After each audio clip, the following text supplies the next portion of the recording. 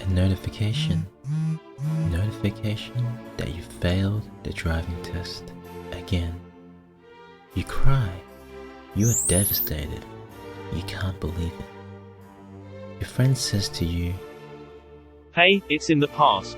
It's over. Forget about it. Stop dwelling on it." Your temperature rises, your anger rises, you lash out at him.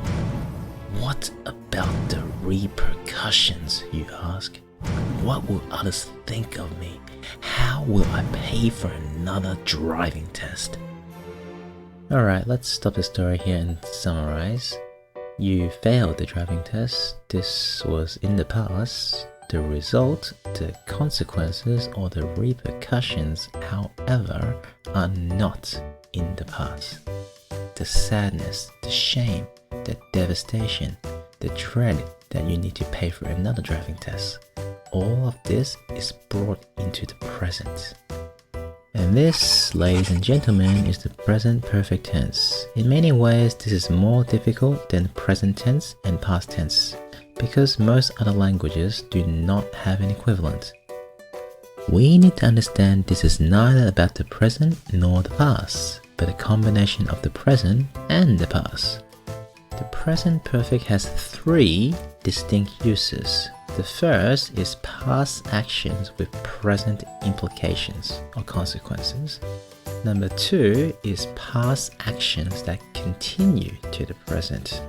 And number three is experiences. Let's begin with the first use, the present implications, like the story at the beginning of the video. Look at the mess you've made. Oh my god, you've killed him. Alright, the second example is a little dark, but it illustrates the purpose of present perfect perfectly. While the killing clearly occurred in the past, the action has certain consequences that is brought forward to the present. Due to this past action, you now live in guilt, fear prosecution, have nightmares about being haunted by the dead, or you are actually haunted by the dead. The second use, actions that are still going on. I've lived in Australia for 3 months. I've been in class since 9 a.m. this morning. And the third use, experiences. I've been to Canada. I've seen that movie. Note that there are no time references here, as the purpose of these statements is to show that you know something about Canada and that movie, that you have some kind of experience with these things. Study the following table for the present perfect simple tense. For the question, have you eaten?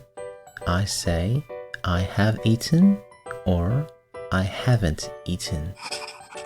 For the question, has she eaten? We can say, she's eaten, or she hasn't eaten.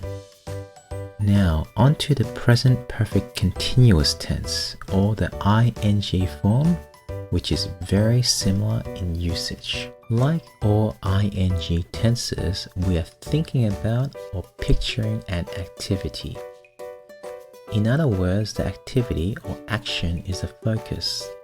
If we compare these two sentences, I've lived in Australia for 3 months and I've been living in Australia for 3 months, the difference is small. The first focuses on the idea that you have been in this country for a quarter, that you probably know a few things about the place, that you have experienced only one season, maybe only winter. The second sentence focuses on the idea of living, in other words, the lifestyle in Australia. As a stereotype, the Australian lifestyle is about chilling, barbecues, going to the beach, and maybe riding on kangaroos. The idea is that have been living is about the action of living, therefore could lead others to picture the lifestyle. Another difference between the present perfect simple and continuous is related to the present implications discussed earlier. If I say she has done her homework, this means the homework is finished. that it was done in the past and that she can relax now. Bideva say she has been doing her homework. It is unclear whether the homework is finished or not. The focus is on the action of doing her homework, which could mean that she has been busy working hard, or maybe also that she is quite tired now. Study the following table for the present perfect continuous. For the question, have you been eating? My answer can be, I've been eating, or I haven't been eating. To the question, has she been eating?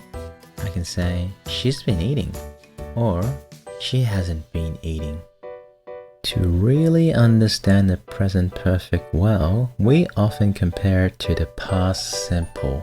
And here are some examples of that. You've made a mess. Now you have to clean it up. You made a mess last year. I'm glad it's all over now. I've lived here for a year. I moved here a year ago.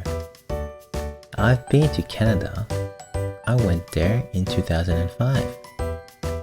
As a bonus, here are some words often used with the present perfect.